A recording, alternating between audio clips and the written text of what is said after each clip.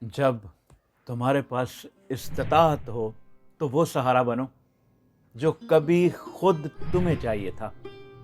کبھی زندگی ہمیں آزمائشوں سے اس لیے گزارتی ہے کہ ہم دوسروں کے درد کو سمجھ سکیں۔ جو زخم تم نے تنہائی میں سہے وہ تمہیں دوسروں کے زخموں پر مرہم رکھنے کے قابل بناتے ہیں۔ جو آنسو تم نے چھپ کر بہائے وہ تمہیں سکھاتے ہیں کہ کسی کے آنسو خاموشی سے کیسے پہنچے جاتے ہیں۔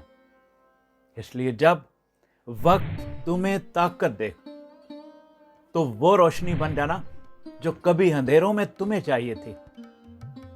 کبھی کسی کے لیے دعا بن جانا، کبھی مسکراہٹ، کبھی امید۔ شاید تمہاری یہ تربیت کسی کے بکھرے ہوئے دل کو پھر سے جوڑ دے۔ اپنے اذیت کے لمحوں سے سیکھا گیا سبق دوسروں کی اذیتوں کو ختم کرنے کے لیے وقف کر دو۔